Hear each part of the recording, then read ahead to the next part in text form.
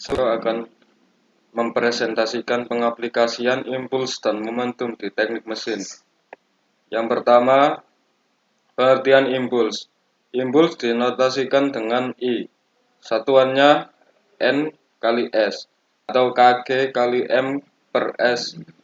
Untuk membuat benda yang menjadi bergerak, maka perlu digerakkan gaya pada benda tersebut selama selang waktu tertentu.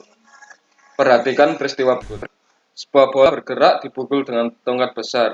Gaya pukul tongkat dikalikan dengan selang waktu selama gaya bekerja pada bola impuls. Jadi, impuls adalah kali gaya konstan sesaat dengan selang waktu gaya bekerja. Pengertian momentum. Momentum dinotasikan dengan P, dengan satuan G kali M per S. Sebuah benda bermasa M yang bergerak dan kecepatan V mempunyai momentum disimbolkan P. Besar momentum benda tersebut merupakan perkalian antara massa M dengan kecepatannya V. Benda-benda yang masanya besar atau benda-benda yang bergerak dengan laju yang besar memiliki momentum yang besar.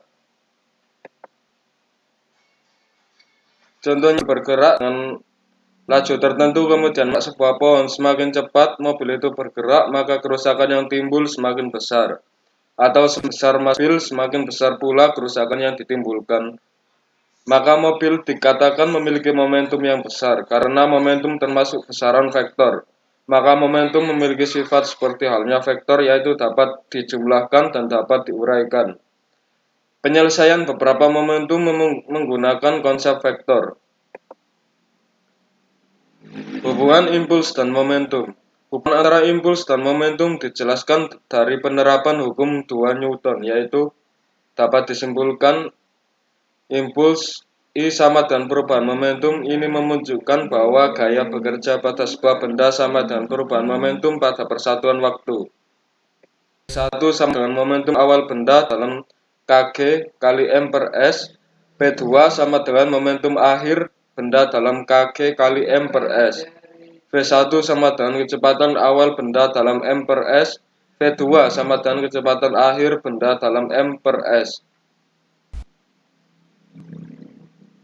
Hukum kekekalan momentum. Besar impuls dinyatakan sebagai perubahan momentum.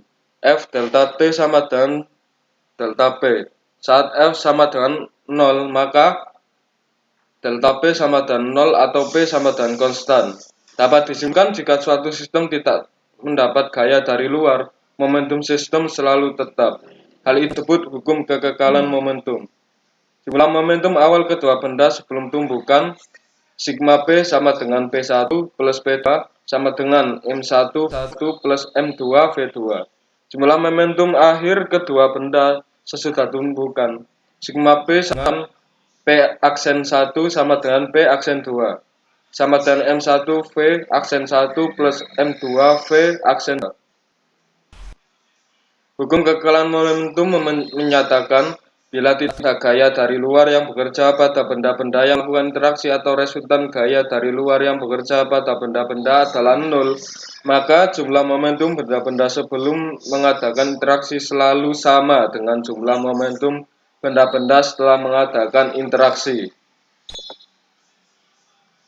Hukum momentum berlaku pada tumbukan benda, interaksi dua benda, peristiwa ledakan, peristiwa tarik-menarik, dan peristiwa jalannya roket maupun jet. Sekian, itu saja dari saya. Kurang lebihnya saya mohon maaf. Terima kasih.